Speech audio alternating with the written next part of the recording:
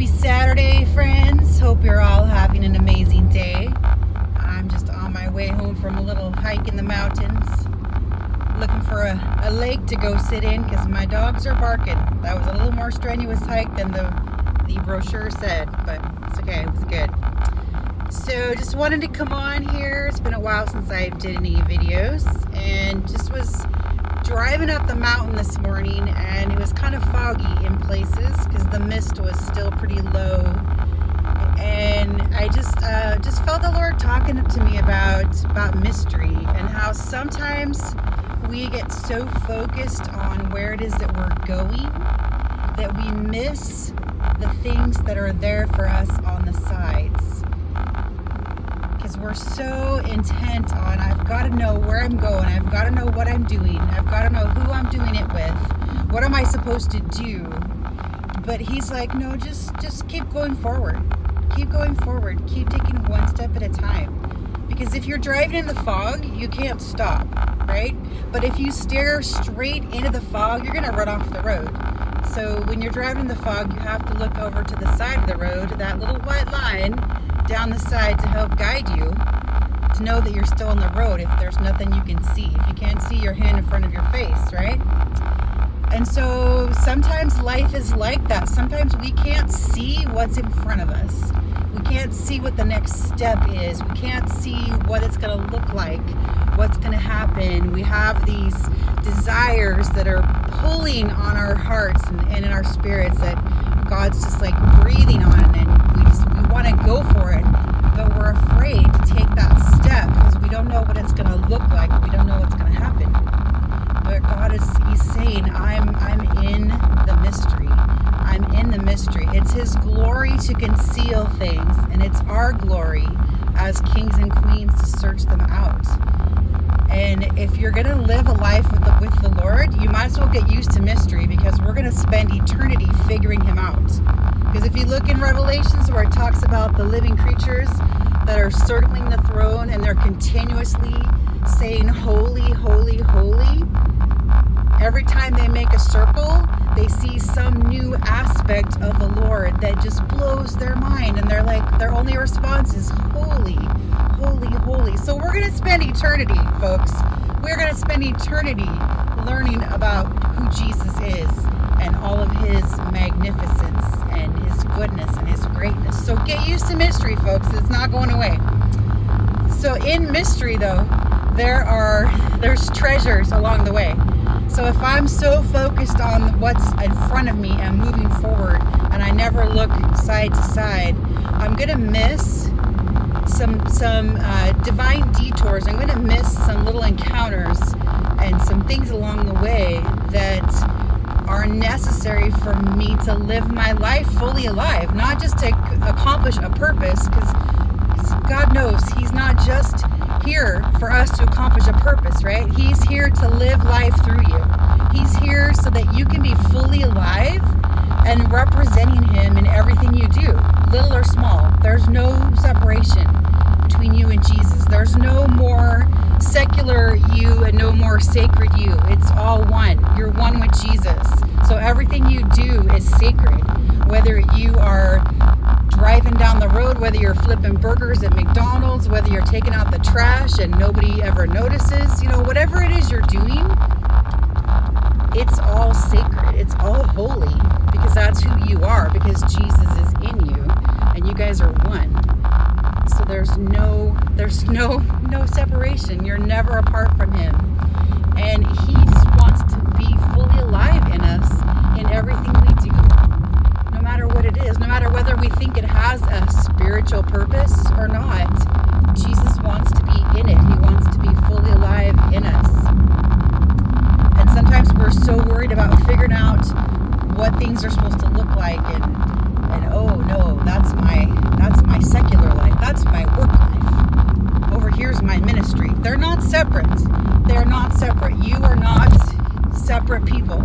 You're one. You're one with Jesus. So everything you now do is holy. It's sacred.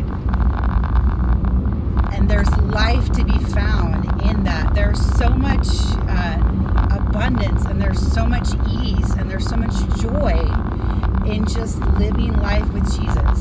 And all of the other stuff, all the crazy stuff, the road down to where you're supposed to go and the assignment he has for you comes through enjoying life with him. Even in the hard things, you can still enjoy life. I have things in my life that I'm going through right now. And when I was at Bethel a couple weeks ago, Chris Valentin closed worship and he shared this word where he said that the way out is deeper in. And it was so good. It so impacted me that, the way through all the troubles, the struggles, the things you think are hard is deeper in with Jesus. It's letting him deeper into what you're doing instead of keeping him out. We really can't keep him out because we're one, but we think we can. And we believe that we can. And so when we believe that Jesus isn't a part of everything we're doing, then he's not helping you, because you put the hand up and you're like, oh no, Jesus, just tell me what to do and I'll do it, but you don't have to do it with me, right? Anybody ever been there? Maybe I'm preaching to myself today, which is all right. So deeper in with him, letting him have every part of you, letting him into all those places so that he can show you what's really there, so he can show you the truth of what's really there. I love when Jesus was talking to Peter in John 20. Now, we all love Peter, right? Because Peter's always putting his foot in his mouth. At least I love Peter. My foot's in my mouth a lot.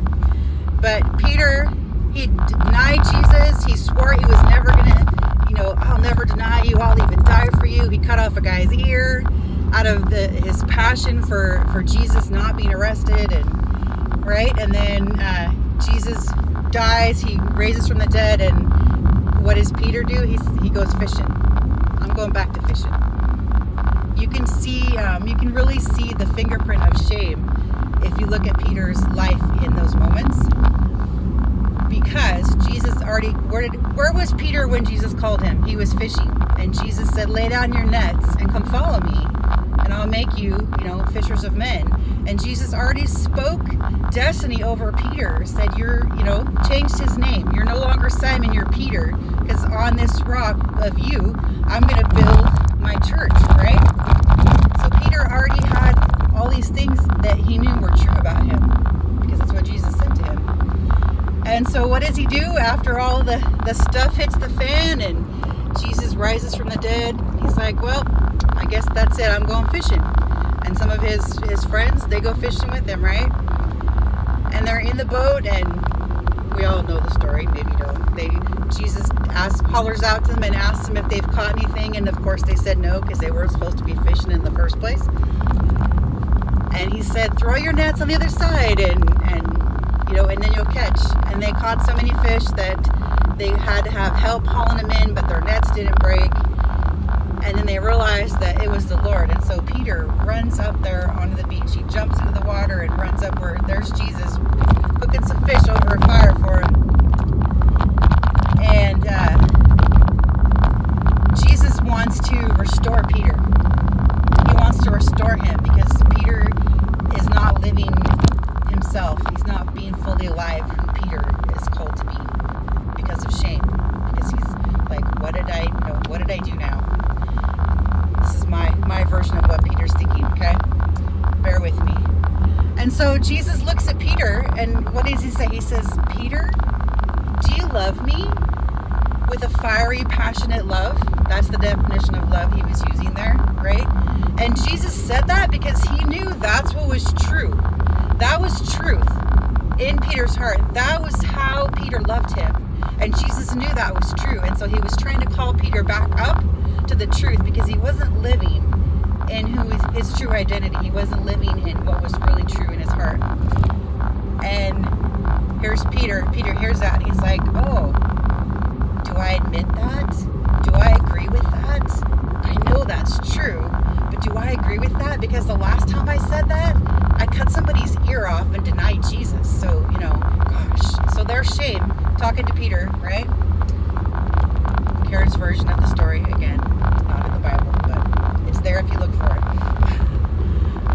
And so he's like, oh, Lord, I love you like a brother, like a friend.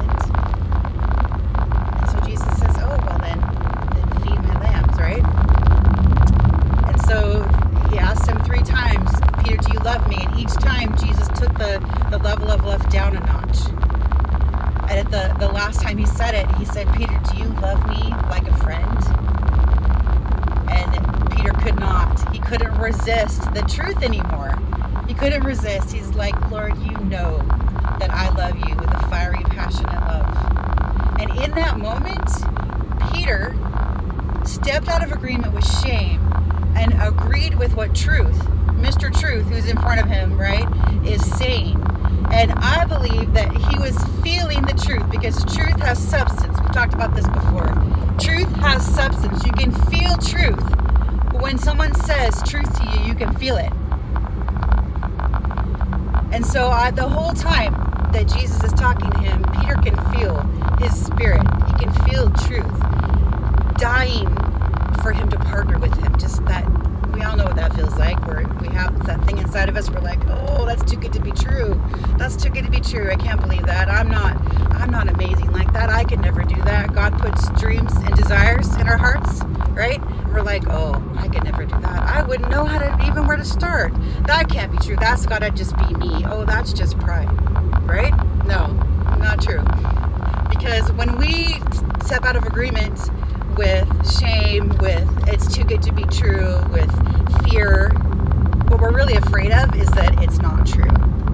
Deep down inside, we know that it's true, but we're really afraid that it's not true, and that if we say yes to that, we're going to find out that it's not really true. Think about that for a minute while I turn this corner.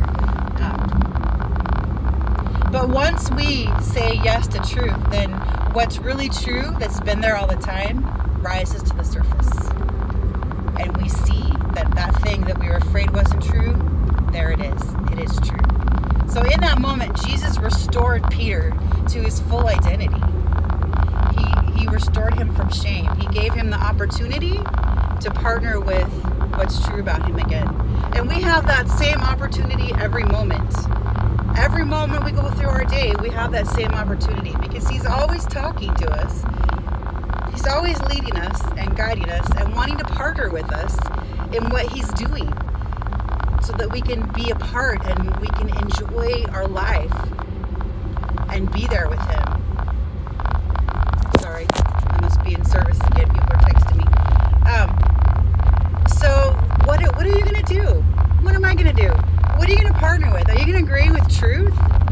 Are you going to take a risk, even though you can't see what's in front of you? Or are you going to wait until you've got it all figured out? Because if that's what you're waiting for, you ain't never going to do nothing. Because we ain't never going to figure it out. Because as soon as you think you got him figured out, he's going to change it. Not because he wants to keep us guessing, but because he wants us to have relationship with him to take the next step.